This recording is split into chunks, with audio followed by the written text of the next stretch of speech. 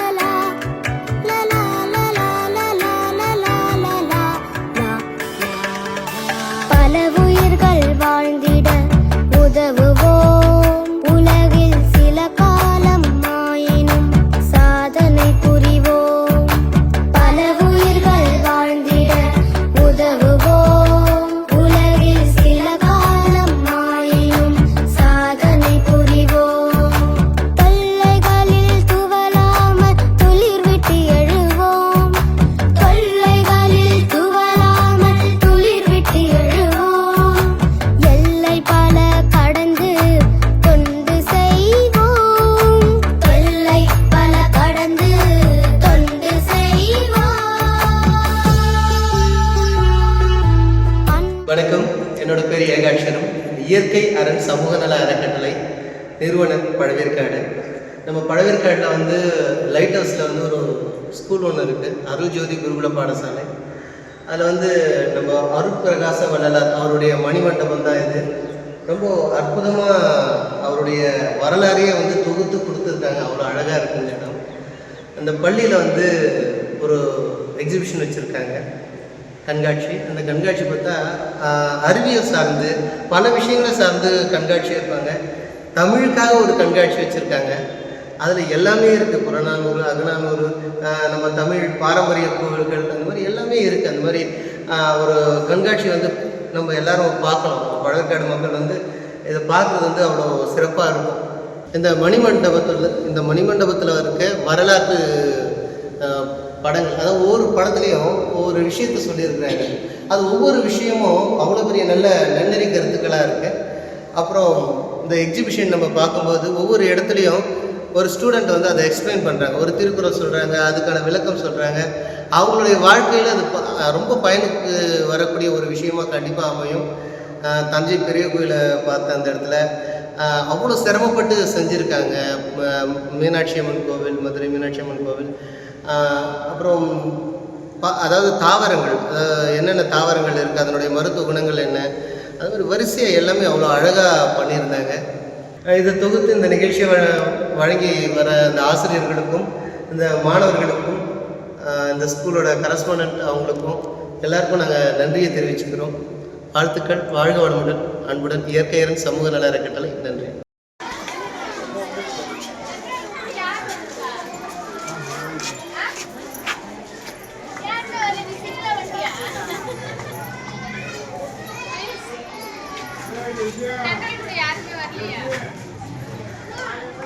வணக்கம்.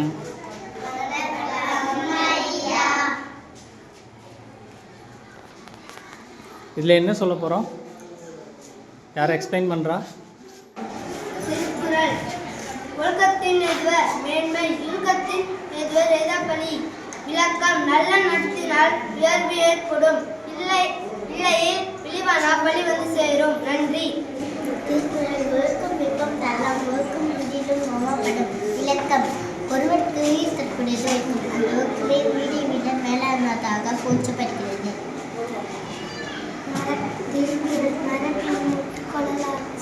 மரப்பினும் ஒத்துக்கொள்ளலாகும் பார்ப்பான் பிறப்பொழுங்கும் கெடும். விளக்கம். ஒருவன் கட்டளை மனித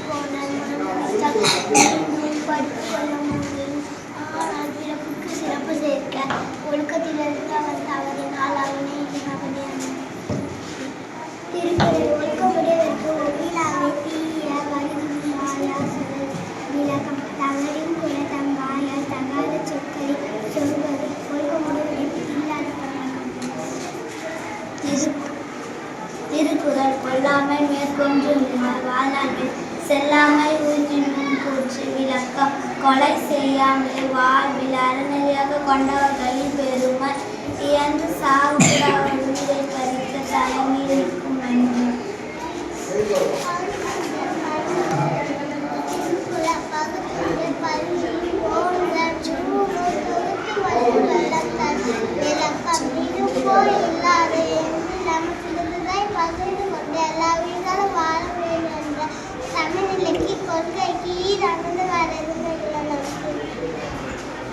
திருக்குறள் கேடில் செல்வம் கல்வி ஒருவருக்கே மாடல்ல மற்ற அவை. விளக்கம்: கல்வி ஒன்றே அழிவற்ற செல்வமாகும். அதற்கு ஒப்பான சிறந்த செல்வம் வேறு எதுவும் இல்லை. இப்போ இது வந்து திருக்குறள் செஷன். எல்லாருமே ஆளுக்கு ஒரு திருக்குறள் சொல்லி அழகாக விளக்கம் சொன்னீங்களா? ஓகே, எல்லாருக்கும் ரொம்ப நன்றி. அடுத்து இது என்னம்மா? திருவள்ளுவர்: மாந்தர் இனத்தின் முதல் மொழி, மண்ணில் பிறந்த முதல் மொழி, சொற்கள் கிடைக்கும் சுரங்க மொழி, நிற்கும் வளமே நிறைமொழி. என் தாய்மொழியான தமிழ் மொழியை வணங்கி அவையோர் அனைவருக்கும் என் முத்தான முதற்கண் வணக்கத்தை தெரிவித்துக் கொள்கிறேன். தமிழினத்தின் ஆதிகுருவே மாநிலம் தலைத்திட தன்னையே உரமாக்கி பெரும் நாவலரே 1330 குறட்பாவில் பிரபஞ்சம் முழுவதும் அளந்தவரே. ஒற்றை வரியில் தத்துவமும் 7 சொல்லின் ரகசியமும் மனித இனத்துக்கு தந்தவர் திருவள்ளுவர். இறைவன் மனிதனுக்கு சொன்னது கீதை, மனிதன் இறைவனுக்கு சொன்னது திருவாசகம், மனிதன் மனிதனுக்கு சொன்னது திருக்குறள். தமிழ் அன்னையை அழகுபடுத்திய பாவலர்கள் பலர் இருந்தாலும் திருவள்ளுவருக்கு என தனியிடம் உண்டு. திருக்குறளில் இல்லாத தத்துவங்களே என்னும் அளவிற்கு அனைவராலும் வியந்து போற்றப்படும் திருக்குறள் பெருமை கூறியது. மனித வாழ்வின் முக்கிய அங்கங்கள் ஆகிய அறமல தர்மம், பொருள், இன்பம் ஆகியவற்றை பற்றி விளங்கும் தமிழில் உள்ள நூல்களிலேயே சிறப்பிடம் பெற்ற நூல் திருக்குறள். திருக்குறளை இயற்றியவர் திருவள்ளுவர். இவரது காலம் கிமு 31 என்று கூறுவர். இதை தொடக்கமாக கொண்டே திருவள்ளுவருக்கு ஆண்டு கணக்கிடப்படுகிறது. செஞ்சாபோதர், தெய்வ புலவர், நாயனார், முதற் பாவலர், நான்முகனார், மாதானுபங்கி, பெருநாவலர், பொய்யில் புலவர் என பல சிறப்பு பெயர்களால் போற்றப்படுகிறார். இவரது தந்தை ஆதிதாய் பகவான் என்றும் கூறப்படுகிறது. அதனால்தான் முதல் குறளான அகர முதல எழுத்தெல்லாம் ஆதி பகவன் முதற்றே உலகு என தனது பெற்றோரை சிறப்பித்து இருக்கிறார் என்றும் கூறப்படுகிறது. திருவள்ளுவருடைய மனைவி பெயர் வாசுகி. இலக்கியங்களில் சிறந்த கணவன் மனைவிக்கு இலக்கணமாக வள்ளுவன் வாசுகி என்று வழங்குவது இவர்களின் சிறப்பாகும். தமிழில் இயற்றப்பட்ட நூல்களிலேயே அதற்கு சிறப்பு வாய்ந்த இந்த திருக்குறளானது உலக பொதுமுறை தெய்வ நூல், உத்திர வேதம் மற்றும் வாயுரை வாழ்த்து என பல சிறப்பு பெயர்களால் அழைக்கப்படுகிறது. இந்நூல் சங்ககால இலக்கிய வகைப்பாட்டில் 18 கீழ்கணக்கு என்றும் 18 நூல்களின் திரட்டில் இருக்கிறது. இது இரட்டில் கூறியதால் இது இரட்டி நூல் எனவும் அழைக்கப்பட்டது. நன்றி. ரொம்ப அற்புதமாக சொன்னீங்க. உங்கள் பேர்? தருணிகா. திருக்குறள் கடவுள் வார்த்தாகர முதலெழுத்தெல்லாம் கச்சிதனாலாய பைடன் ஒரு வாழை மனசால் மலர்மிசை எகினார் மாலடி செய்தால் விளமிசை நீர் வாழ்வார் நடக்காமை இல்லாத காசிந்த கல்லாப்பிரால் இது கோவில் கொடியல் உலகில் வரை உலக காலை உலகத்தனை இரவி பெருங்கடல் நீந்துவர் நீங்க இரவு நடி சேராத செய்தே அதிகள் செய்யாமல் திரு பையர்வம் ஆனந்தம் ஆற்றல் அறிவு காணிக்கிற சிதறி பிரிதையிலும் ஞானத்தில் மாணவர்கள் பயன்தூக்க செய்த வினாந்திக்கு நன்மை பெரிது கற்பாவை கற்ற பின் நிற்காதவிதான் என் நன்மை தன் பேசின் கண்டாலும் தீனால் சுட்ட புண்ணுள்ளாரினாரதினாவினால் சுட்டபடி செல்வத்துள் செல்வம் செவிச்சல் அச்செல்வம் செல்வத்துள் எல்லாம் தலை அகர முதல் எழுத்தெல்லாம் ஆடுவார் முடிச்சவரது கட்சியினால் ஆயிரத்தால் வளர்மிசையினால் மாநாடு செய்தால் இளமிசை நீடு வாழ்வார் வேண்டுதல் வேண்டாமா இளமிசை செய்தால் தியானம் நிர்மல்கள் இருள் செய்வாய் இறைவன் பொருள் செய்தால் புகை புரிந்தார் மாற்றி பொறிவாயில் 5 விட்டன் பொய் நெறி நின்றால் நீடு வாழ்வார் தனக்காமை இல்லாத தாசங்க கல்லாப்பிராணிகள் காலையில் நல்லறிவு அறிவாயில் 5 விட்டன் பொய் புகழ் புரிந்தார். போதும். எவ்வளோ தெரியும் உனக்கு? 26. சூப்பர். இந்த மேடையில் வந்து பார்த்தோம் அப்படின்னு சொன்னால் நம்ம திருவள்ளுவருடைய சிலையும் அந்த விவேகானந்தர் பாறை அமைந்துள்ள கன்னியாகுமரியில் அமைந்திருக்கக்கூடிய அந்த வடிவத்தையும் இதில் வந்து அருங்காட்சிக்காக வச்சுருக்காங்க. அப்புறம் சிறப்பு பெயர்கள், திருக்குறளுக்கு வழங்கக்கூடிய சிறப்பு பெயர்கள், அவருடைய ஆண்டு, இது எல்லாத்தையுமே வந்து காட்சிப்படுத்தியிருக்கிறாங்க. அடுத்து இந்த பக்கம் நிறைய பழங்கள் வச்சுருக்காங்க. நீங்கள் சொல்லுங்கம்மா.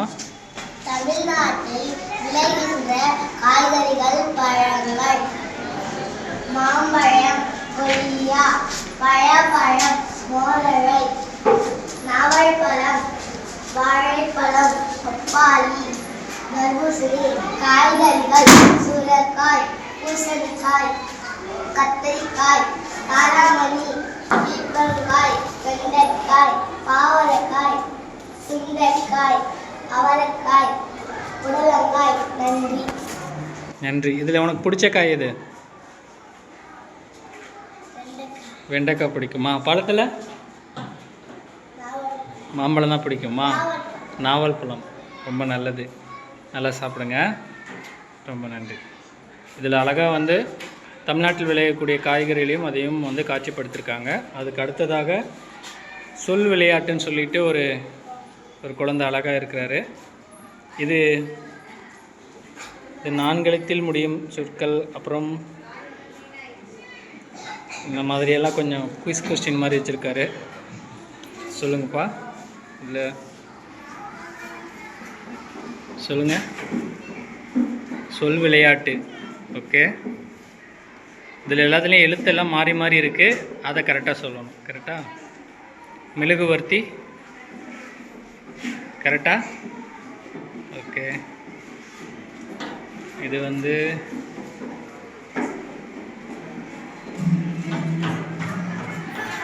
வா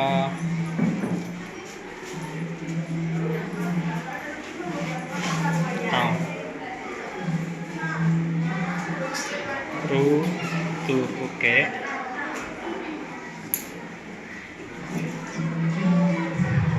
மருத்துவர் கரெக்டா?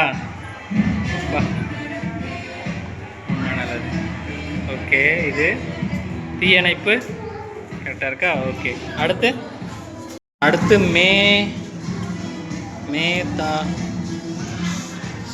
மேல்தளமா? என்னது? மேலத்தாளம். ஓகே, ரைட், நல்லது. இது தெரியலையே, என்ன வார்த்தை? இளநீரா?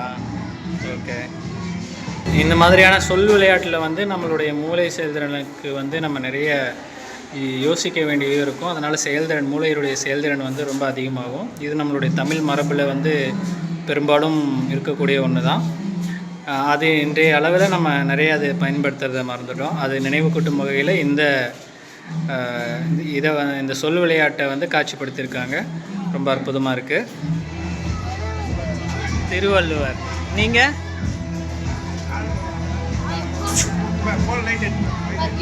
நீங்கள் யார்? புத்தர். ஓகே. நீங்கள் யார்? கம்பர். ஓகே. நீங்கள்? குமரகுருபரர். நீங்கள்? வள்ளலார். நீங்கள்? வள்ளலார். நீங்கள்? பாரதியார்.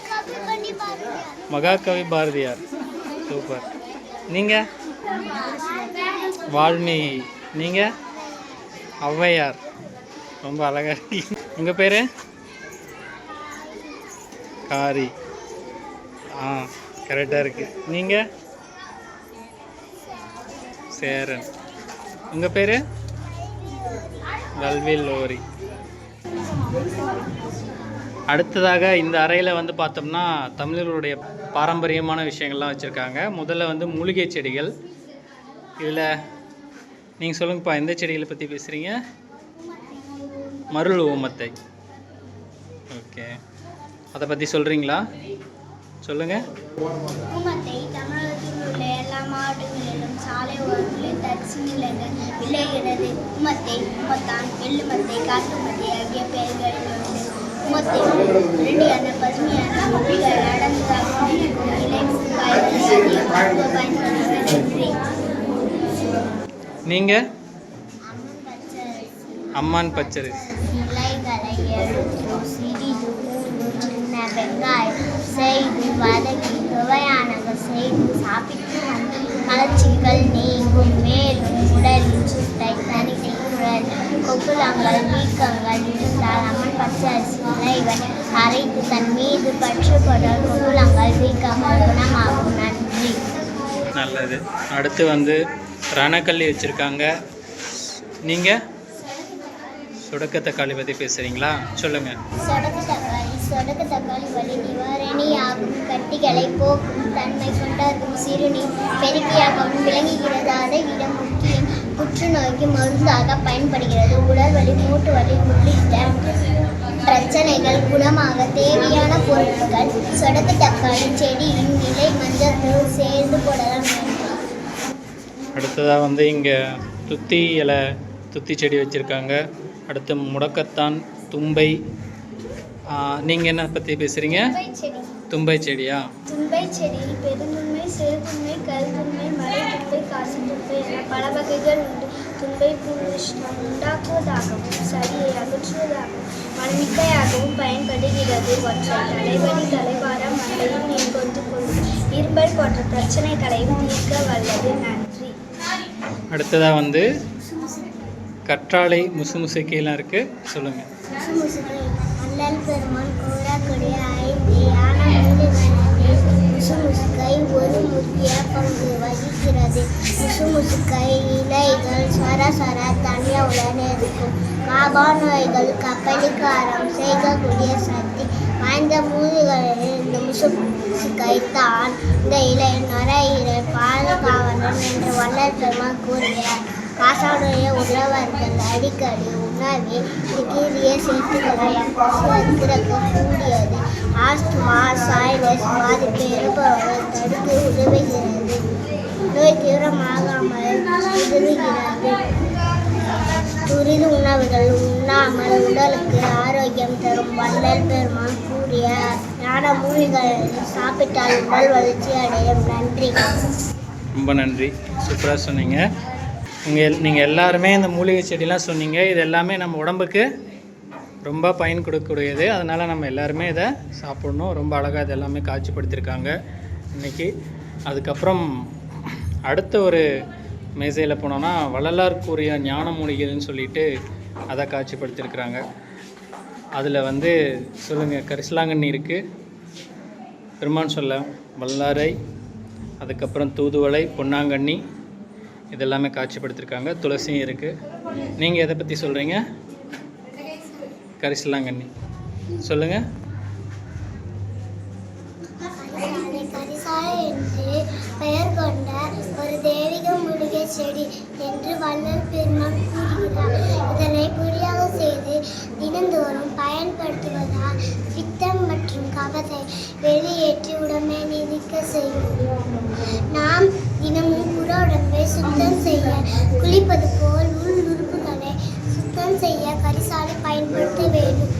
கரிசாலை உள் உறுப்புகளை ரத்தத்தை தூய்மைப்படுத்துவதாலும் ஆயிலும் இளமையும் குறையாமல் இருக்கும். அசுத்தங்கள் நீக்கப்படுவதால் நல்ல ஒழுக்கத்தில் பழகுவது எளிதாகும். இவைதான் துணை நீகின்றன. எனவேதான் வள்ளல் பெருமான் கரிசலாங்கண்ணியை பயன்படுத்தினால் முக்தியடையும் கஷாயமாக இருக்கும். ரொம்ப சிறப்பாக சொன்னீங்க. நீங்கள் டெய்லியுமே கொஞ்சம் கரிசலாங்கண்ணி எடுத்துக்கணும். நல்லதா? ஓகே. அடுத்து நீங்கள் வல்லாரை. வள்ளல் பெருமான் கூறக்கூடிய 5 ஞான மூலிகை ஒரு முக்கியமான மூலிகை வல்லாரை. வல்லாரை சக்தி வாய்ந்த மருத்துவ மூலிகை. இது முதன்மையாகும். மூளையின் செயல்பாடு மற்றும் நரம்பு மண்டலத்தின் செயல்பாடு மேம்படுத்தும். மூட்டு வலியை குறைப்படுத்தும். வயிற்று புண்களை குணப்படுத்தும் உதவுகிறது. நன்றி.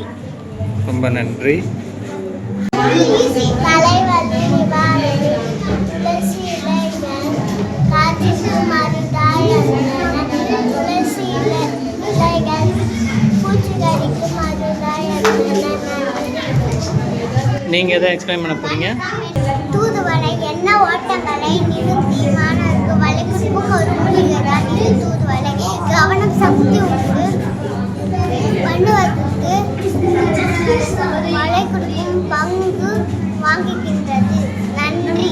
நன்றி. ரொம்ப அற்புதமாக எல்லாருமே சொன்னீங்க. இது எல்லாமே வள்ளலார் வந்து சாப்பிட சொல்லியிருக்காரு. நம்ம இதை டெய்லியுமே சாப்பிட்ணும். ஓகேவா? தூதுவளைலாம் நம்ம எடுத்துக்கணும், கரிசால் எடுத்துக்கணும். அப்போ தான் மூளைலாம் என்ன பண்ணும், நல்லா அதிகமாக வேலை செய்யும். ஓகேவா? ஓகேவா? ஓகே, நல்லது. அடுத்த மேடையில் வந்து தமிழர் மறந்த தமிழ் பாரம்பரிய பொருட்கள் சொல்லி அதை காட்சிப்படுத்தியிருக்கிறாங்க. இதை யார் இப்போது விரிவாக சொல்கிறது? நீங்கள் சொல்கிறீங்களா? சொல்லுங்கள். அனைவருக்கும் வணக்கம். என் பெயர் எஸ். முஜுதினஸ்ரீ. நான் 4ஆம் வகுப்பு படிக்கின்றேன். மண்பாண்டத்தின் சிறப்பு. இவை மண்வாசனை வீசும் களிமண்ணால் செய்யப்பட்ட பொருட்கள். மண்பானைகள் செய்பவர்கள் குயவர்கள் என்று கூறுவார்கள். மண்பானைகள் பொருட்கள் களிமண்ணில் இருந்து தயாரிக்கப்பட்டது. இவ்வகை பாத்திரங்களில் பல நூற்றாண்டுகளாக மனித சமூகத்தின் ஒருங்கிணைந்த பகுதியாக இருக்கின்றது. இவை சமையல் சடங்குகள் மற்றும் கலை பொருட்களாக பயன்படுகின்றன. மண்பாத்திரங்களில் சமைப்பதால் உணவு ருசியாக இருக்குதுடன் உடலுக்கு பல நன்மைகள் கிடைக்கும். இதனால் நாம் அனைவரும் மண்பாத்திரங்களை பயன்படுத்துவோம். ரொம்ப அற்புதமாக சொன்னீங்க. இங்கே வந்து நம்ம நிறைய மறந்து போன மண் பாண்டங்களையும் குடுவைகளையுமே வச்சுருக்கிறாங்க. அது குயவர்களுடைய அந்த மண்பானை செய்யக்கூடிய வீல் சக்கரம் இது எல்லாமே இருக்குது. அந்த இதெல்லாமே ரொம்ப அற்புதமாக காட்சிப்படுத்தியிருக்காங்க. அடுத்து வந்து பனைமரத்தின் சிறப்பு. இங்கே வந்து பனைமரத்தினுடைய கைவினைப் பொருட்கள் இதெல்லாமே காட்சிப்படுத்தியிருக்காங்க. அதை பனைமரத்தினுடைய சிறப்பையும் அதை பற்றி எடுத்துரைப்பதற்காக இந்த காட்சி அமைப்பு ஏற்படுத்தியிருக்கு. இது யார் சொல்கிறீங்க? நீங்கள் சொல்கிறீங்களா? சொல்லுங்கள். பனை பொருட்களின் சிறப்பு. பனை ஓலை பொருட்கள் சுற்றுச்சூழலுக்கு வந்தவை. இவற்றை பயன்படுத்துவதால் பிளாஸ்டிக் கழிவுகளை குறையும். பனை ஓலை பொருட்கள் விசிறி, கூடை, ஓலைச்சுவடி, கைவினைப்பு பொருட்கள் மற்றும் பச்சை ஓலைகளை வேலையடைதல், கூரை வேத புறம் செய்து போன்றவற்றுக்கும் பயன்படுத்தப்படுகிறது.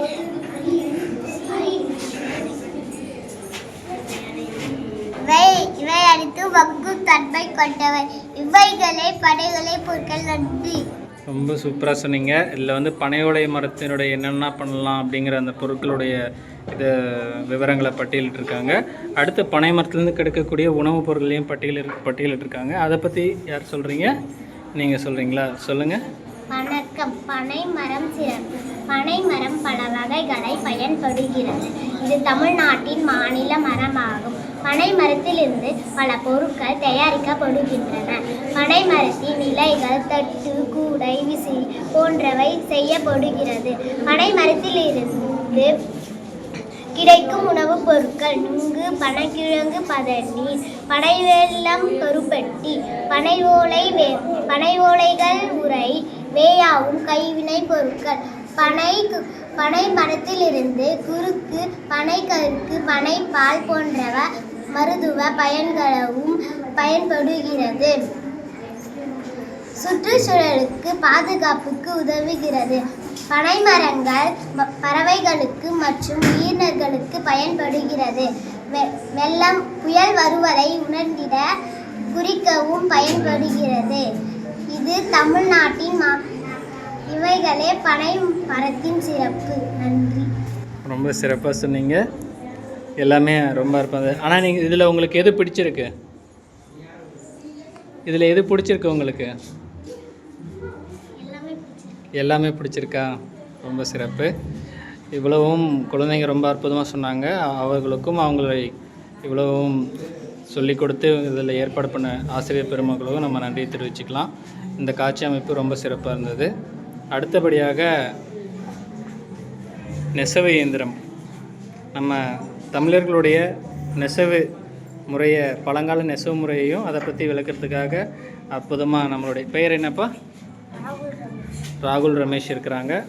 அதை வந்து அற்புதமாக காட்சிப்படுத்தியிருக்காங்க. அதை இப்போ நம்ம ராகுல் ரமேஷ் விரிவாக எடுத்துரைப்பார். சொல்லுங்கப்பா.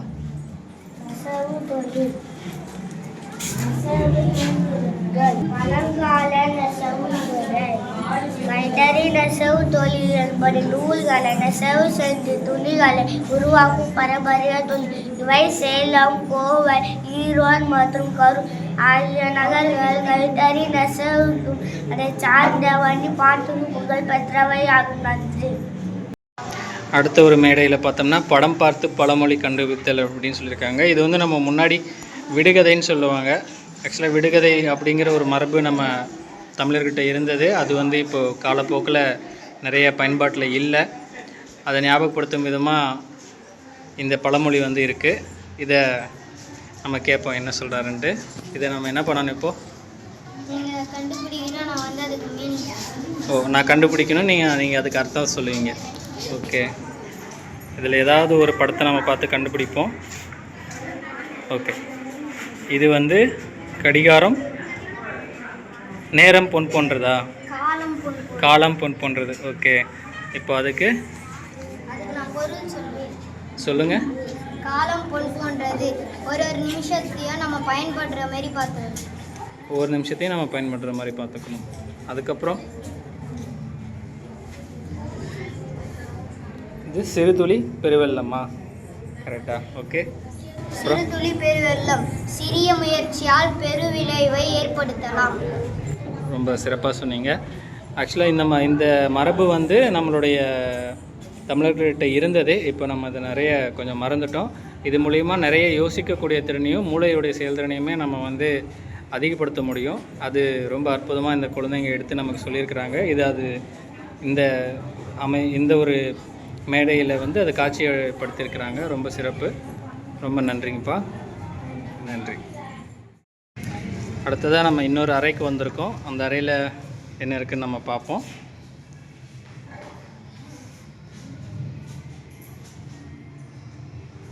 மொழிபெயர்ப்பு. நம்ம தமிழ் மொழியை வந்து நீண்ட காலமாக அது உயிர் வாழ்கிறதுக்கு ஒரே காரணம், எந்த மொழியில் வந்தாலும் அந்த வார்த்தைகளை வந்து மொழிபெயர்ப்பு பண்ணி அதை தமிழ் மொழியிலே நம்ம பயன்படுத்தக்கூடிய அந்த வார்த்தை சொற்கள் தான்.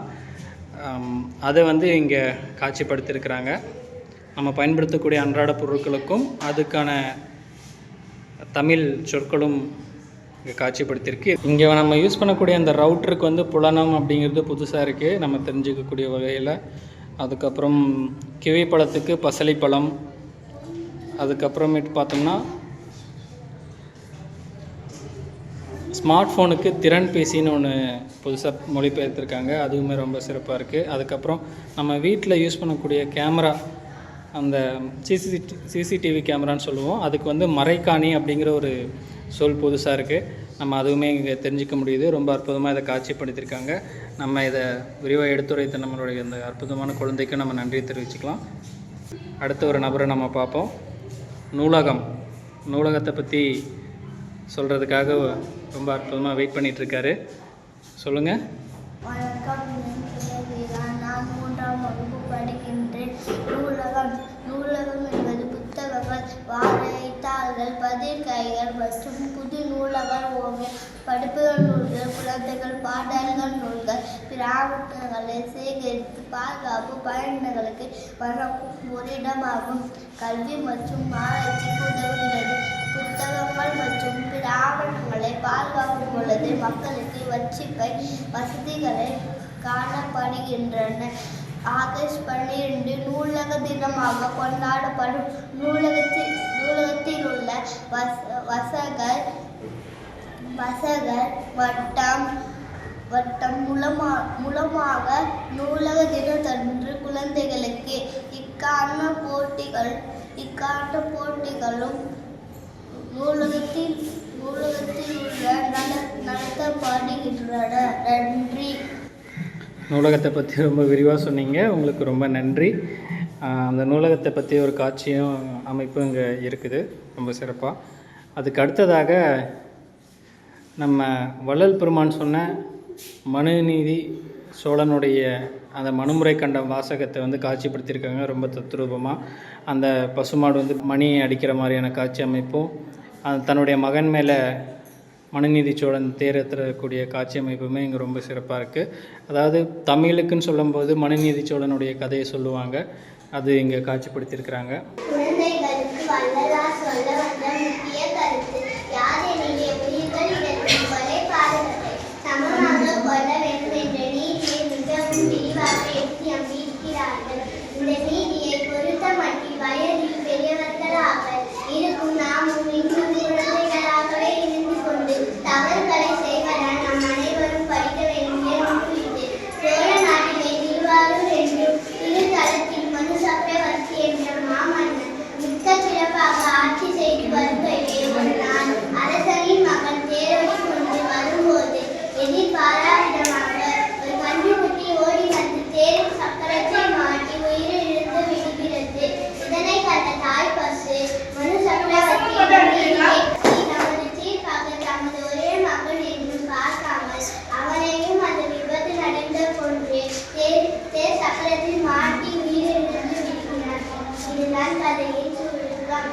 நன்றி.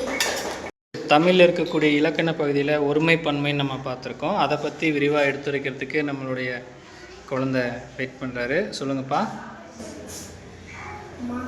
மாடு மாடு மாடுகள், பூக்கள், தேனீக்கள், புலிகள், மனிதர்கள்,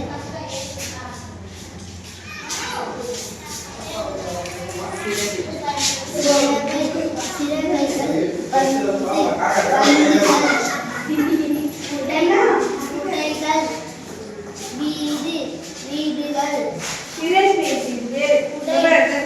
வீடுகள், மரங்கள், புத்தகங்கள், பட்டங்கள்.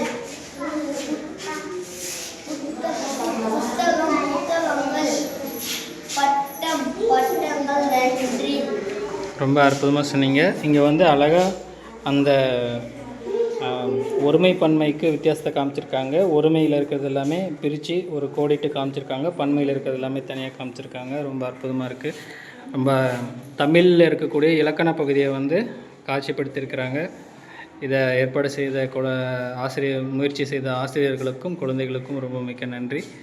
அடுத்ததாக நம்ம தமிழில் நம்ம உணவு முறையில் பயன்படுத்தக்கூடிய நவதானியங்கள் அதை பற்றி காட்சி அமைப்பு ஏற்படுத்தியிருக்காங்க. அதை பற்றி விரிவாக சொல்கிறதுக்கு நம்ம குழந்தைங்க வெயிட் பண்ணுறாங்க. சொல்லுங்கள். வணக்கம். என் பெயர் யோசிப்பண்ணா. 2வது செக்ஷன். கோதுமை வடை இந்திய மக்கள் அதிகமாக சாப்பிடுவார்கள். கோதுமை மாவை எண்ணெய் மற்றும் நெய் இல்லாமல் சமைத்து சாப்பிட முடியும். இந்த அறையில் என்ன இருக்குது? ஐவகை நிலங்கள். ஓகே, யார் எக்ஸ்பிளைன் பண்ணுறா? எல்லாருமே. ஓகே, சொல்லுங்கள். அனைவருக்கும் வணக்கம். என் பெயர் வர்ஷிகா. நான் 5ஆம் வகுப்பு படிக்கின்றேன்.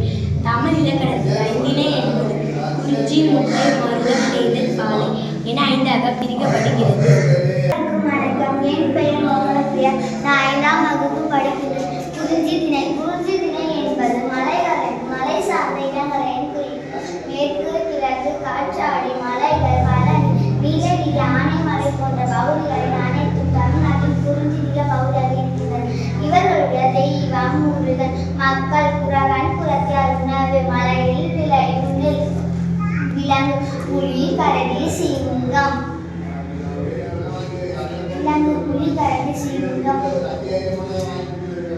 பூ, குறிஞ்சி, மரம், அகில், வேங்கை, பறவை, அன்னை. இவர்களுடைய தொழில் தேன் எடுத்தல். இவர்களை குறிஞ்சி. அடுத்து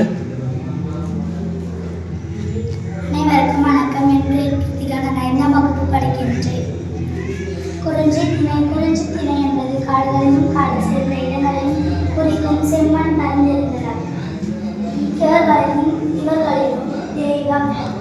இவர்களின் தெய்வம் திருமால், மக்கள், ஆயர், ஆட்சியர்.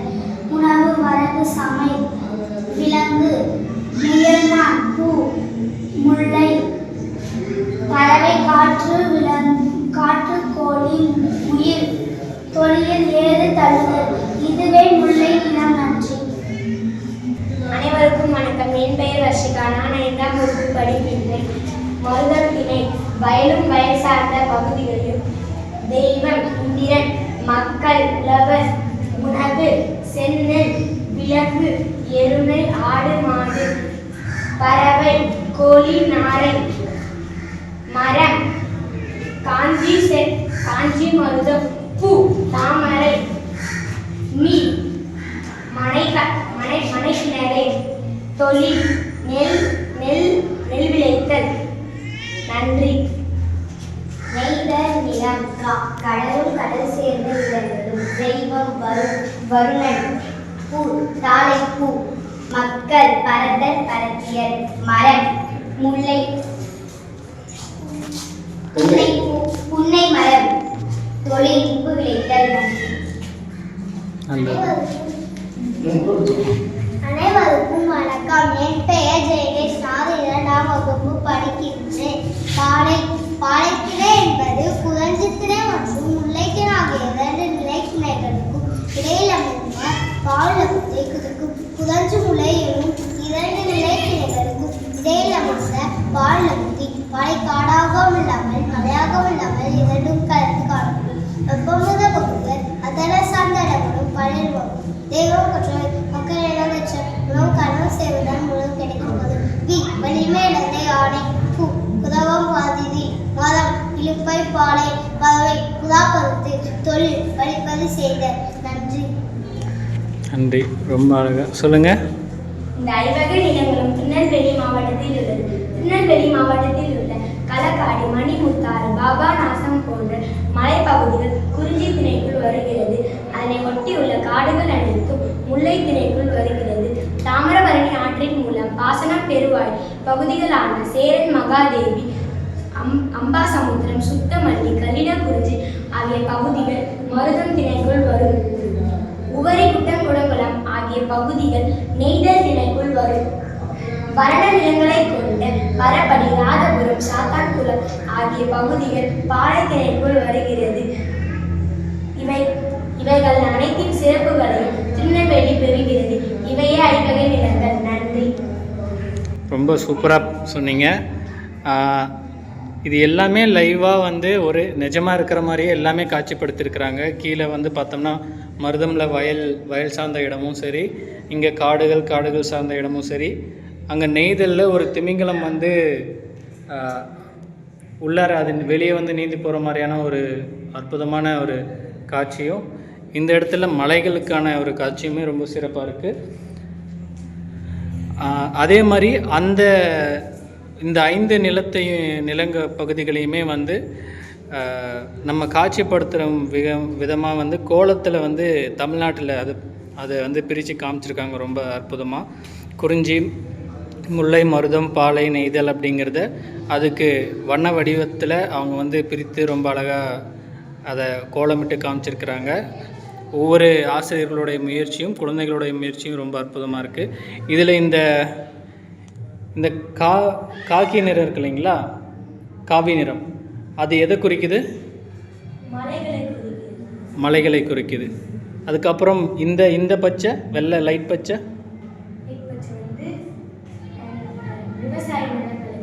மருதம் நிலத்தை குறிக்குது. கரெக்டுங்களா? வெள்ளை பாலையை குறிக்குது. ப்ளூ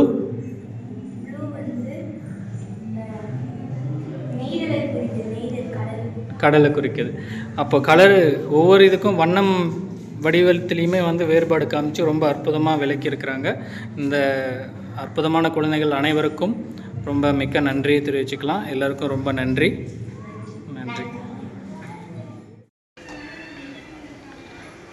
அடுத்த அறையில் பார்த்தோம் அப்படின்னு சொன்னால் கல்வெட்டுகள், பழங்கால கல்வெட்டுகள், அதுக்கப்புறம் கல்லணையுடைய வடிவமைப்பு காட்சிப்படுத்தியிருக்கிறாங்க. அதை பற்றி நம்ம விரிவாக சொல்கிறதுக்கு, உங்களுடைய பெயர்? ஜோதிஷ். ஓகே, எந்த ஸ்டாண்டர்ட் படிக்கிறீங்க? Third standard. இதை பற்றி நீங்கள் கொஞ்சம் விரிவாக சொல்கிறீங்களா? சொல்லுங்கள். கரிகாலன் கட்டிய கல்லணை தமிழ்நாட்டில் உள்ள உலகின் பழமையான இது காவேரி ஆற்றின் குறுகே கட்டப்பட்டுள்ளது. சோழ மன்னர்களின் மாவீரனாக போற்றப்படும் கரிகாலன் கட்டியது.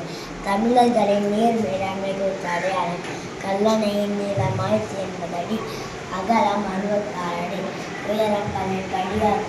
கல்லும் களிமண்ணும் மட்டுமே சேர்ந்த ஓர் அமைப்பு 1900 ஆண்டுகளுக்கு மேலாக காவேரி வெள்ளத்தை தடுத்து நிறுத்தி வருவது அதிசயமாகும். நன்றி. சிறப்பாக சொன்னீங்க. ஓகே, இங்கே பழங்கால கல்வெட்டுகள் வந்து காட்சிப்படுத்தியிருக்காங்க. அசோகர் கால கல்வெட்டு, அப்புறம் மாங்குளத்தில் கண்டெடுக்கப்பட்ட கல்வெட்டுகள், அப்புறம் குப்தர் கால எழுத்து முறைகளையும் இங்கே வந்து பதிவிட்டிருக்காங்க. இது எல்லாமே ரொம்ப சிறப்பாக இருந்தது. அதாவது தமிழர்களுடைய வரலாறு மற்றும் அவர்களுடைய கட்டுமான வரலாற்றையுமே பிரதிபலிக்கும் வகைகளை காட்சிப்படுத்தியிருக்கிறாங்க. ரொம்ப சிறப்பாக இருக்குது. அதுக்கப்புறம் அடுத்தது பார்த்தோம்னா இதில் என்ன இருக்குது? பொங்கல். ஓகே, பொங்கலை பற்றி என்ன சொல்ல வரீங்க? வணக்கம், அனைவருக்கும் வணக்கம். என் பெயர் காஷி. நான் 1ஆம் வகுப்பு படிக்கின்றேன். மாட்டு பொங்கல் பண்டிகை 3ஆம் நாள். இது விவசாயத்தின் அடிப்படையான மாடுகளை போற்றி கௌரவிக்கும் நாளாகும். மாடுகளை அழகாக அலங்கரித்து வண்ணம் தீட்டி தீலா கொண்ட வழக்கம். நன்றி. நன்றி. இப்போ பொங்கல் போச்சே, நீ கொண்டாடினியா? கரும்புலாம் சாப்பிட்டியா? ஓகே. இங்கே வந்து ரொம்ப அந்த பொங்கல் பண்டிகைக்கே உண்டான அந்த உழவர் காலத்து முறையில் கீழே கோலம், அப்புறம் மாட்டு சாணத்தில் பொங்கல் வைக்கிற மாதிரியான ஒரு அமைப்பு, இது எல்லாமே ரொம்ப நேர்த்திகரமாக, அப்புறம் கரும்பு இது எல்லாமே வச்சு ரொம்ப நேர்த்திகரமாக வடிவமைச்சிருக்கிறாங்க. அது பார்க்குறதுக்கு ரொம்ப அற்புதமாக இருக்குது. அடுத்து நீங்கள் என்ன சொல்ல போகிறீங்க? வணக்கம், என் பேரு சுலக்ஷ்மி. நான் 1ஆம் வகுப்பு படிக்கின்றேன். போகி பொங்கல் பண்டிகையின் முதல் நாள் போகியாகும். இந்நாளில் பழைய பொருட்களை விற்று புதிய பொருட்களை தொடங்குவது வழக்கம். வீடு முழுவதையும் சுத்தம் செய்து பழி பொருட்களால் எரிப்பது பொங்கல் பண்டிகையின் முக்கியமான பாரம்பரியமாகும். நன்றி. ரொம்ப நல்லா சொன்னீங்க, தேங்க்யூ. இங்கே தமிழர்களுடைய பாரம்பரிய விளையாட்டில் இருக்கக்கூடிய ஜல்லிக்கட்டை வந்து காட்சிப்படுத்தியிருக்காங்க. அது ரொம்ப சிறப்பாக இருக்குது. அலங்காநல்லூர் ஜல்லிக்கட்டு, அப்புறம் அவனியாபுரம் ஜல்லிக்கட்டு, இந்த மாதிரியான நிறைய விஷயங்கள் எல்லாமே இதில் காட்சிப்படுத்தியிருக்காங்க. அடுத்து வந்து பார்த்தோம்னா மதுரையுடைய சிறப்பாக இருக்கக்கூடிய மீனாட்சி கோவில், அதை வடிவமைச்சு காமிச்சிருக்கிறாங்க. இதை பற்றினுடைய சிறப்பு நீங்கள் சொல்கிறீங்களா? அனைவருக்கும் வணக்கம். என் பெயர் மதுஸ்ரீ. நான் 5ஆம் வகுப்பு படிக்கின்றேன். மீனாட்சி அம்மன் திருக்கோயில் என்று அழைக்கப்படுகிறார். அருள்மிகு மீனாட்சி சுந்தரேஸ்வர் கோவில் என்று அழைக்கப்படுகிறது. மதுரை தமிழ்நாட்டின் மதுரையில் அமைந்துள்ள திருக்கோவில் தமிழ் சங்க இலக்கணத்தில் குறிப்பிடுகிறது. தாளையால் போற்றப்படுகிறார். அதுக்கப்புறம் பார்த்தோம்னா பக்கத்தாலேயே நம்ம தஞ்சை பெரிய கோயிலில் வந்து காட்சிப்படுத்தியிருக்காங்க. ரொம்ப நேர்த்திகரமாக நல்லாயிருக்கு. அங்கே இருக்கிற மாதிரியே ராஜகோபுரம் மற்றும் பெரிய நந்தி, முன்னாடி நுழைவாசல் கோபுரம், இது எல்லாமே ரொம்ப சிறப்பாக இருக்குது. இதை பற்றி நீங்கள் சொல்கிறீங்களா? அனைவருக்கும் வணக்கம். என் பெயர் மதுஸ்ரீ. நான் 5ஆம் வகுப்பு படிக்கின்றேன். தஞ்சை பெரிய கோவில் சோழன் மன்னன் ராஜராஜ சோழனால் கட்டப்பட்டது. இதன் உயரம் 216 அடி. இகல் கட்டிட அமைப்பு பச்சை பூதைகளும் நீர் நெருப்பு காற்று ஆகாயமுள்ள தஞ்சை பெரிய கோவில். தமிழர்களின் கட்டிடக்கலத்தை, சிற்பங்கலத்தை, ஓவியங்கலத்தை, வெண்கல சிலையை உருவாக்கம் ஆகியவற்றின் திறமைக்கு சிறப்பு எடுத்துக்காட்டாக விளங்குகிறது. இது பாரம்பரிய கருத்தில் பட்டியலில் அடங்கியுள்ளது. நன்றி. ரொம்ப நன்றி. இது ரொம்ப சிறப்பாக எடுத்து சொன்னாங்க, அவங்களுக்கு மிக்க நன்றி. அடுத்ததாக பார்த்தோம்னா தமிழர்களுடைய இசைக்கருவிகள், அந்த இசைக்கருவிகளை காட்சிப்படுத்தியிருக்கிறாங்க. ஹார்மோனியம் அந்த இது இருக்குது. அதுக்கப்புறம் உடுக்கை, மத்தளம், அப்புறம் நாதஸ்வரம், இதுவுமே காட்சிப்படுத்தியிருக்காங்க. ரொம்ப நல்லாயிருக்கு. மொத்தத்தில் இந்த அறையை பார்த்தோம் அப்படின்னு சொன்னால், இந்த அறையில்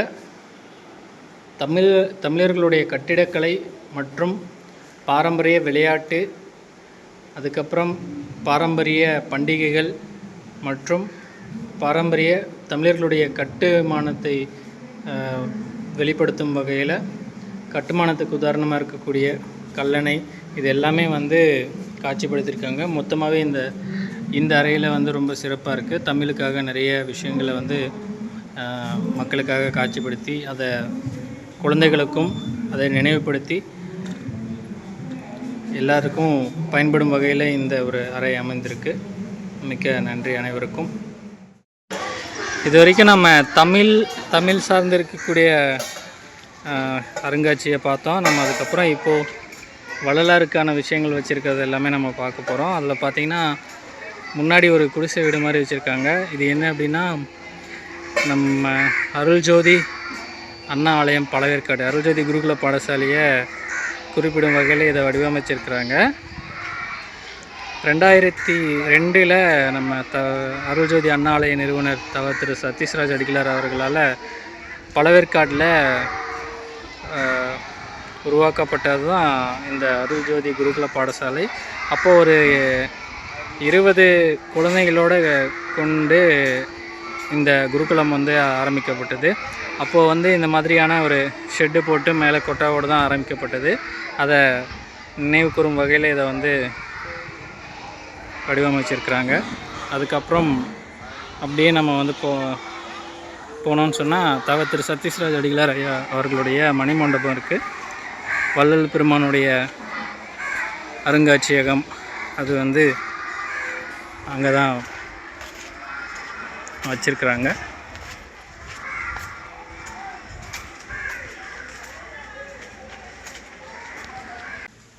இடது பக்கமாக நம்ம வள்ளல் பெருமானுடைய கால குறிப்புகள் போட்டிருக்காங்க. ஐயாவுடைய காலக்குறிப்பு, எந்தெந்த வருடத்தில் ஐயாவுடைய எங்கே இருந்தார் அப்படிங்கிற திருமணமான ஆண்டு, மனுமுறை கண்ட வாசகம் பதிப்பிச்சு வெளியே வந்தது, அப்புறம் தொண்ட மண்டல சதங்கம் பதிப்பிச்சது. இந்த மாதிரி ஐயாவுடைய ஒவ்வொரு ஆண்டும் ஐயாவுடைய கால குறிப்புகளை வந்து வெளியிட்டிருக்காங்க. அது ரொம்ப சிறப்பாக இருக்குது. அதுக்கப்புறம் நம்ம அதுக்கடுத்து இடதுபுறத்தில் பார்த்தோம்னா மாமிசத்தை பற்றி விஞ்ஞானம் மற்றும் மெய்ஞானம் கூறும் உண்மைகள் அப்படின்னு சொல்லிட்டு மாமிசத்தை தவிர்ப்பதற்காக சான்றோர்கள் சொன்ன கருத்துக்களை வந்து காட்சிப்படுத்தியிருக்காங்க. அதில் வந்து நம்ம பகவான் மகாவீரர் வந்து என்ன சொல்லியிருக்கிறாரு அப்படின்ட்டு, எல்லா உயிர்களிடத்திலும் அன்பும் செலுத்துங்கள், பிற உயிர்களில் ஏதேனும் ஒன்றுக்கு தீங்கு செய்பவர் முதலில் தம்முயிருக்கே தீங்கு செய்து கொள்கிறார் அப்படிங்கிற கருத்து மகாவீரர் சொன்ன கருத்தும், அதுக்கப்புறம் நபிகள் நாயகம் சொன்ன கருத்து காட்சிப்படுத்தியிருக்காங்க. விலங்குகளை கொள்வதும் பண்ணைகளை அழிப்பதும் பூமியில் சாபத்தை கொண்டு வந்து சேர்க்கும். எல்லாம் வல்ல இறைவன் இவற்றை அங்கீகரிப்பதில்லை. கடவுள் உன்னிடத்தில் தன் கருணையை செலுத்துவது போல நீ எல்லா உயிர்களிடத்தும் அன்பு காட்டு அப்படின்னு நபிகள் நாயகம் சொன்ன அந்த மாமிசத்தை தவிர்ப்பதற்கான கருத்தை இங்கே காட்சிப்படுத்தியிருக்காங்க. அடுத்து ஐன்ஸ்டீன் சொல்லக்கூடிய கருத்து, புத்தர் சொன்ன கருத்து, அப்புறம் நம்மளுடைய தெய்வப்புலவர் திருவள்ளுவர் சொல்லக்கூடிய கருத்து. அதுக்கப்புறம் கீழே பார்த்தோம்னா பைபிளில் பழைய ஏற்பாடுலேயும் புதிய ஏற்பாடுலேயும் சொல்லியிருக்கக்கூடிய அந்த மாமிசத்தை தவிர்ப்பதற்கான கருத்தை வந்து காட்சிப்படுத்தியிருக்கிறாங்க. அடுத்து பகவத்கீதையில் என்ன சொல்லியிருக்கிறாங்கங்கிறதையும் காமிச்சிருக்காங்க. அது கீழே திருக்குரானில் மாமிசத்தை தவிர்ப்பதற்காக என்ன சொல்லியிருக்குங்கிறதையும் காட்சிப்படுத்தியிருக்காங்க. நீ பலி கொடுக்கும் தசையையும் இரத்தத்தையும் இறைவன் விரும்பவில்லை, உனது நம்பிக்கையே அவர் எதிர்பார்க்கிறார் அப்படின்னு திருக்குறானில் சொல்லியிருக்காங்கிறதையும் சொல்லியிருக்காங்க. அப்போது இந்த பெரும்பாலும் இந்த மாமிசத்தை தவிர்ப்பதற்கு என்னென்ன நம்மளுடைய மத சான்றோர்கள் சொல்லியிருக்கிறாங்களோ அது எல்லாமே இங்கே சிறப்பாக காட்சிப்படுத்தியிருக்காங்க. அது ரொம்ப அற்புதமாக இருக்குது. அதுக்கப்புறம் நம்ம அப்படியே நம்ம உள்ளே போகிறோம். நம்மளுடைய வலதுபுறத்தில் வள்ளல் பெருமானுடைய வரலாற்று பதிவுகள் மிக சிறப்பாக படத்தோட வரிசைப்படுத்தி அதை வந்து காமிச்சிருக்கிறாங்க.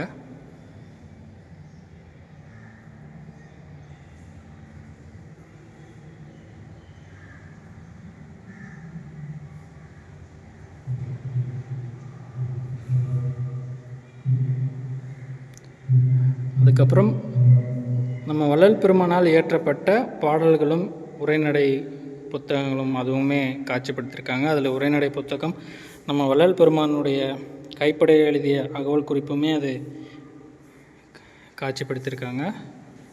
அது ரொம்ப சிறப்பாக இருக்குது.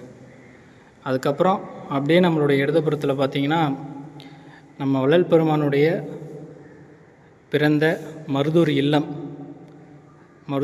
இல்லமும் கருங்குழி தண்ணீரால் விளக்கழித்த கருங்குழியும் நமக்கு இங்கே காட்சிப்படுத்தியிருக்காங்க. அதே ஒரு வடிவமைப்பில் அங்கே என்ன நடந்ததுங்கிற நிகழ்வுகளையும் அப்படியே இங்கே டிஸ்பிளே பண்ணியிருக்கிறாங்க. அதுக்கப்புறம் அந்த கருங்குழியில் நம்ம வள்ளல் பெருமான் ஏற்படுத்திய நீரோடை, அந்த நீரோடையுமே மிக சிறப்பாக இங்கே வடிவமைச்சு வச்சுருக்கிறாங்க. அதுவுமே பார்க்க ரொம்ப அழகாக இருக்குது. மேலே அங்கே உண்மையாகவே இருக்கக்கூடிய அந்த மேலே வேலி போன்ற அமைப்புமே இங்கே ரொம்ப சிறப்பாக அதில் வடிவமைச்சிருக்கு. அது ரொம்ப முயற்சி எடுத்த ஆசிரியர்களுக்கும் கல்வி நிறுவனத்தாருக்கும் மிக்க நன்றி. அதுக்கப்புறம் அப்படியே வள்ளல் பெருமானுடைய வரலாற்று இங்கே அதுக்கப்புறம் பார்த்தோம் அப்படின்னு சொன்னால், பக்கத்தால் நம்ம சைவ பிராணிகளும் அவங்க ஏன் சைவம் அப்படிங்கிறதையும் இங்கே குறிப்பிட்டிருக்காங்க. மான் வந்து நாங்கள் காட்டில் வாழ்கிறோம், நாங்கள் சுத்த சைவம். வரிக்குதிரை, நான் 9 தாவர உணவு மட்டுமே அப்படின்னு சொல்லிட்டு பக்கத்தாலேயே அதுக்கான என்ன வேறுபாடுங்கிறதையும் காமிச்சிருக்கிறாங்க. இப்போது மீனில் வந்து 206 கலோரி இருக்குது, ஆனால் அதை விட மீன் மேக்கரில் அந்த 446 கலோரியும். நம்ம மீண்டும் வள்ளல் பெருமானுடைய வரலாற்று பதிவு தொடருது. அது எல்லாமே அழகாக எல்லாமே டிஸ்பிளே பண்ணியிருக்கிறாங்க. அதுக்கு பக்கத்தால் பார்த்தோம்னா நிஜமாலுமே இருக்கிற மாதிரி நம்ம வடலூர் சத்திய தர்மசாலை கீழே வந்து பார்த்திங்கன்னா அணையா அடுப்புமே இருக்குது. அடுப்புமே நிஜமாக எரியிற மாதிரியே அங்கே லைட் செட்டப் எல்லாமே இருக்குது சூப்பராக. அங்கே வள்ளல் பெருமானுடைய தர்மசாலையில் நடந்த அற்புதங்கள் எல்லாமே இங்கே வந்து இது பண்ணியிருக்கிறாங்க. வள்ளல் பெருமான் வந்து தர்மசாலையில் அமர்ந்து நிட்டையில் இருக்கும் பொழுது சூரியனுக்கும் வள்ளல் பெருமானுக்கும் இடையில் ஒளி பிளம்பு தோன்றியது, அந்த மாதிரி அதுவுமே டிஸ்பிளே பண்ணியிருக்காங்க. அப்போ எல்லாம் வல்ல இறைவன் அருளால் அடையக்கூடிய பயனை தர்மசாலையில் ஒரு பகலில் தந்தது. அதுக்கப்புறம் தர்மசாலையில் ஒரு 16 பேருக்கு ஜுரம் வந்தப்போ நம்ம வள்ளல் பெருமான் அதை சரி செஞ்சது. இது எல்லாமே அங்கே தர்மசாலையில் கூடிய நடந்த அற்புதங்கள் எல்லாமே மிக சிறப்பாக காட்சிப்படுத்தியிருக்கிறாங்க. அதுக்கடுத்து ஐயாவுடைய வாழ்க்கை வரலாறு படக்காட்சியாக காமிச்சிருக்கிறாங்க. அதுக்கு பக்கத்தில் பார்த்தோம்னா தாவர உண்ணிகள், அதாவது விலங்குகளில் தாவர உண்ணிகளுடைய பலம் மற்றும் அவர்களுடைய செயல்திறனை பற்றி இங்கே காட்சிப்படுத்தியிருக்கு. அதுக்கப்புறம் பார்த்தோம்னா நம்ம சிற்றின்பம் பேரின்பம் இதுவே இரண்டுக்குமான வித்தியாசங்களை வந்து காட்சிப்படுத்தியிருக்கிறாங்க. அதில் பார்த்தோம்னா நமக்கு நான் இந்த உடல் என எண்ணினால் அது சிற்றின்பம், நான் இந்த உயிர் என எண்ணினால் பேரின்பம், படைப்புகளை அனுபவித்தால் சிற்றின்பம், படைப்புகளை ஆராதித்தால் பேரின்பம், படைப்பினால் ஈர்க்கப்பட்டால் சிற்றின்பம், இறைவனால் ஈர்க்கப்பட்டால் பேரின்பம். இந்த மாதிரி வந்து சிற்றின்பத்துக்கும் பேரின்பத்துக்கும் என்ன வித்தியாசம் அப்படிங்கிறதையும் இங்கே அழகாக காட்சிப்படுத்தியிருக்காங்க. அதே மாதிரி இதனுடைய எதிர்ப்புறத்திலும் அது வந்து அழகாக எல்லாருக்கும் தெரிகிற மாதிரி காட்சிப்படுத்தியிருக்காங்க. அதுக்கப்புறம் மீண்டும் நம்ம வள்ளல் பெருமானுடைய வாழ்க்கை வரலாறு படக்காட்சியாக வந்து தொடர்கிறது. அதுக்கப்புறம் அதுக்கு பக்கத்தாலேயே ஞானசபைக்கு உள்ளற 7 திரையினுடைய விளக்கத்தையும் அதன் பின்னாடி கொடுத்துருக்குறாங்க. கருப்பு திரை அசுத்த மாயா சக்தி என்னும் கருப்பு திரையாகிய தேக மயக்கம் நீங்கினால்தான் ஆண்டவர் மீது உண்மையான அன்பு உண்டாகும். அடுத்து நீலத்திரை, அடுத்து பச்சை திரை, அதற்கடுத்து செம்மை திரை, அதுக்கு பிறகு பொன்மை திரை, அதன் பிறகு வெண்மை திரை, அதன் பிறகு கலப்பு திரை ஆகிய அந்த ஒவ்வொரு திரைக்குமான விளக்கத்தையும் ஞானசபைக்கு பின்னாடி அதை வந்து சிறப்பாக காட்சிப்படுத்தியிருக்கிறாங்க. அது எல்லாருக்கும் ரொம்ப பயனுள்ளதாக இருக்குது தெரிஞ்சுக்கிறதுக்கு.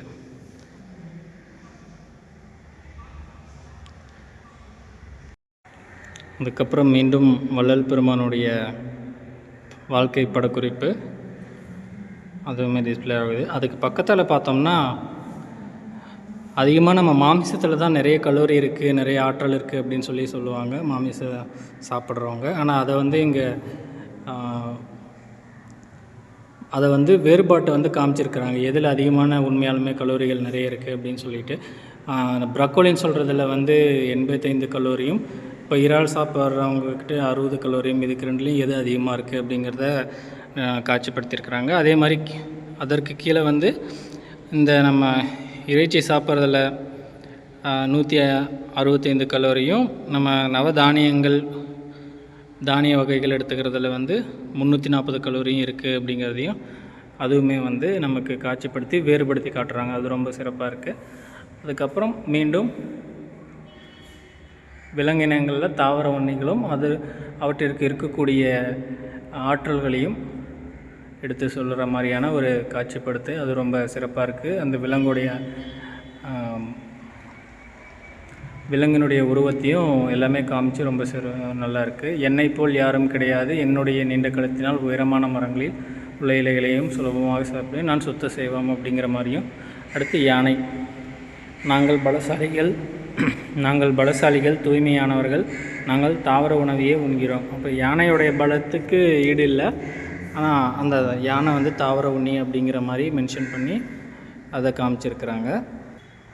அதுக்கப்புறம் பார்த்தோம்னா சித்தி வளாகத்துடைய ஒரு வடிவமைப்பை வந்து காமிச்சிருக்கிறாங்க. இது ரொம்ப சிறப்பாக இருக்குது, நேர்த்தியாகவும் இருக்குது. அதில் பார்த்தோம்னா நம்ம வள்ளல் பெருமான் இறுதியாக இனி எல்லா உடல்களிலும் கலந்து கொள்வேன், எல்லா உயிர்களும் இருப்பேன் அப்படின்னு சொல்கிறோமா, அதுக்கு உண்மைப்படுத்தும் வகையில் எல்லா உயிர்களும் நான் இருக்கிறேன் அப்படிங்கிற நம்ம வள்ளல் பெருமானுடைய வார்த்தையை வந்து அங்கே சித்தி வளாகத்துக்கு மேலே அதை காமிச்சிருக்கிறது ரொம்ப சிறப்பாக இருக்குது.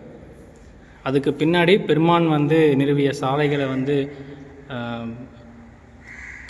காமிச்சிருக்கிறாங்க. அதில் வந்து தர்மசாலை தவிர்த்து வைத்தியசாலை, சாஸ்திரச்சாலை, உபகாரச்சாலை, விருத்திச்சாலை, உபாசனாசாலை, யோகசாலை, விவகார சாலை, சன்மார்க்க போதினி பாடசாலை, சன்மார்க்க விவேக விருத்தி, இந்த மாதிரியான சாலைகளை வள்ளல் பெருமான் வந்து கிளைச்சலைகளாக ஏற்படுத்தியதை வந்து பட்டியலிட்டு காமிச்சிருக்கிறாங்க. அதுக்கப்புறம் மீண்டும் வள்ளல் பெருமானுடைய வாழ்க்கை வரலாறு படக்காட்சியாக வந்து காமிச்சிருக்கிறாங்க. அதுவுமே அப்படியே தொடருது. இது எல்லாமே பார்க்குறதுக்கு ரொம்ப நேர்த்தியாக இருக்குது.